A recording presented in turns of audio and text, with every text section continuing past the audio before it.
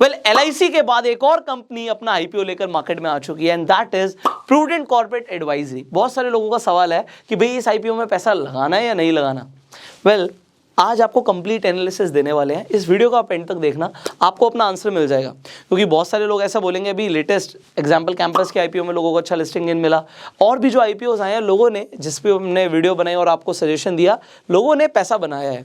तो IPOs में पैसा बनता है तो हमने देख लिया, बट इस IPO में पैसा बनेगा नहीं बनेगा, इसके क्या चांसेस हैं, सारी एनालिसिस हम एक ही वीडियो में करेंगे। आप स्टार्ट करते हैं। देखो कंपनी करती क्या है, ये सबसे पहला सवाल है। भाई किसी भी कंपनी में मैं पैसा लगा रहा हूँ, कंपनी का बिजनेस क्या है? तो कंपनी रिटेल वेल्थ मैनेजमेंट के अंदर है। अब रिटेल वेल्थ मैनेजमेंट में इनके अगर आप देखेंगे बहुत सारी डायमेंशंस में कंपनी काम कर रही है। सबसे बड़ा डायमेंशन जो है वो है म्यूचुअल फंड्स का। So company mutual fund sell करती है, company life and general insurance के अंदर है, कंपनी स्टॉक ब्रोकिंग के अंदर भी, जैसे अब stocks, Zerodha, angel one.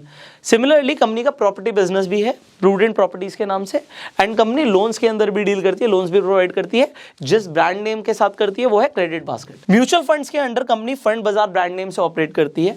Insurance के अंदर पॉलिसी वर्ल्ड, स्टॉक ब्रोकिंग के अंदर वाइस बास्केट और प्रू बाजार। सिमिलरली मैंने प्रॉपर्टी और लोन्स का आपको बता दिया।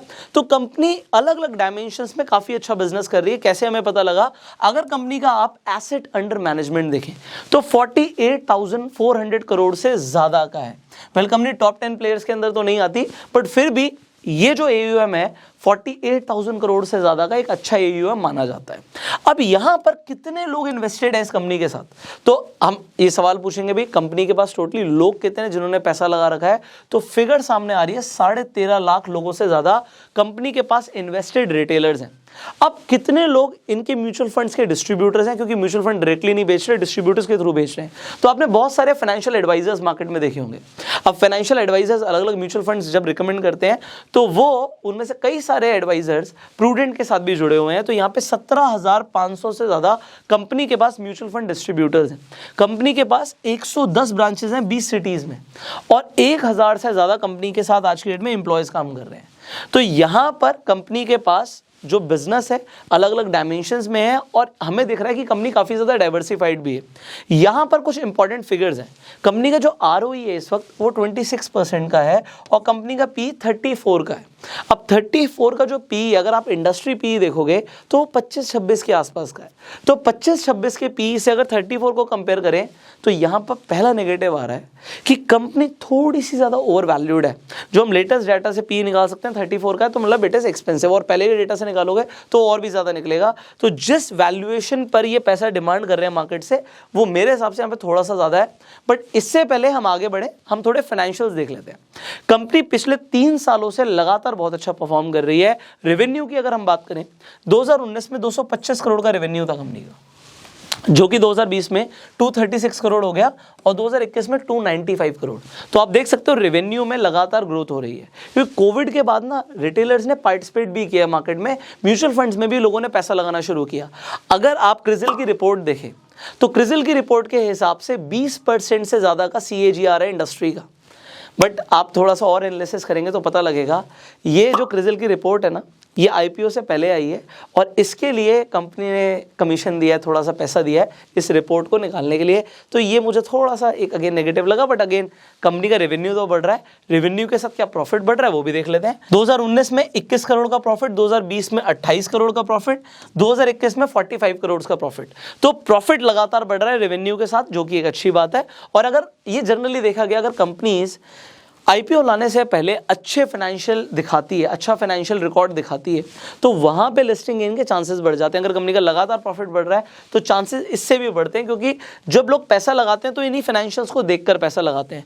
कंपनी के एसेट्स भी लगातार बढ़ रहे हैं। 2019 के अंदर 193 करोड़ के कंपनी के पास टोटल एसेट्स है, जो कि 2020 में यहाँ पर 3 करोड़ का इजाफा हुआ, 196 करोड़ के हो गए, और उसके बाद 2021 के अंदर 285 करोड़ के कंपनी के एसेट्स हो गए, जो कि एक बहुत अच्छी बात है कि कंपनी का लगातार एसेट्स भी बढ़ रहे हैं। तो यहाँ पे फाइनेंशियल्स अच्छे दिख रहे हैं। बस मेरा एक ही कंसर्न है कि थोड़ा सा ज़्यादा आप वैल्यूएशन पे पैसा डिमांड कर रहे हो। आप कुछ इंपॉर्टेंट डेट्स मैं आपको बता देता हूँ। 10 तारीख से लेकर 12 तारीख के बीच में आप चाहें तो अपनी बिड प्लेस कर सकते हैं इस IPO के लिए। शेयर का प्राइस क्या रहेगा? 595 से लेकर 630। अगर आप कट ऑफ प्राइस को कंसीडर करते हैं तो कट ऑफ प्राइस के अकॉर्डिंग आपको जो इन्वेस्टमेंट लगानी पड़ेगी, क्योंकि लॉट साइज है 23 का, तो आपकी इन्वेस्टमेंट लगेगी 14,490। तो ये आपकी इन्वेस्टमेंट रहेगी अगर आपको एक लॉट के लिए अप्लाई करना है। मेरे हिसाब से एक लॉट से ज़्यादा अप्लाई करने का फ़ायदा नहीं, क्योंकि ओवर सब्सक्राइब होने के चांसेस हैं यहाँ पर। और अगर आप चाहते हैं कि मैं ज़्यादा मतलब इसके लॉट के लिए अप्लाई करूं, तो मैं आपको बोलूँगा कि आप अलग अलग अकाउंट से अप्लाई कीजिएगा। जैसे अपनी वाइफ, अपनी मदर, अपने फादर, अपने भाई बहनों के नाम से भी अप्लाई कर सकते हैं, तो वहाँ पर आपको अलॉटमेंट के चांसेस बढ़ जाएंगे। यहाँ पे इशू साइज़ है 538 करोड़ का। सो 538 करोड़, जैसे मैंने बोला, बहुत ज़्यादा कंपनी पैसा नहीं उठा रही, बट यहाँ पे एक और इंपॉर्टेंट चीज़ क्या है, पैसा जो है ये ऑफर फॉर सेल के अगेंस्ट उठाया जाएगा। ऑफर फॉर सेल का मतलब क्या होता है कि तकरीबन आप देख सकते हैं यहाँ पे 85,49,340 शेयर्स हैं, जिसके बदले में 538 करोड़ रुपीस उठाया जा रहा है, और ये पैसा जो कंपनी के ऑलरेडी इन्वेस्टर्स हैं उनके पास जाना है। तो यहाँ पे कोई फ्रेश इशू नहीं हो रहा। यहाँ पे बेसिस ऑफ अलॉटमेंट क्या, अगर आप इसके लिए अप्लाई करते हैं तो अलॉटमेंट आपको 18 मई को मिलेगी। यहाँ पे इनिशिएशन ऑफ रिफंड 19 को शुरू हो जाएगा, और आपकी डीमेट अकाउंट में जो शेयर्स दिखेंगे वो 20 तारीख को दिखेंगे। और इसकी ट्रेडिंग कब शुरू होगी, लिस्टिंग होगी इसकी 23 तारीख को। उसके बाद आप चाहें तो ओपनली ट्रेड कर सकते हैं मार्केट के अंदर, एक्सचेंज के ऊपर। तो यहाँ पे जो इंपॉर्टेंट फिगर्स थी मैंने आपको बता दी।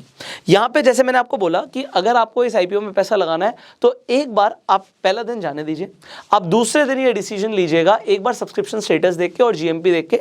जीएमपी आप चाहें तो गूगल भी कर सकते हैं, और जैसे मैंने आपको बोला कि एंजल वन पर जाके आपको आईपीओ प्रोडक्टर भी काफ़ी एक्यूरेट इन्फॉर्मेशन दे देता है, तो आप वो ज़रूर देखिएगा। पैसा लगाने से पहले आपके लिए ही फ़ायदा है।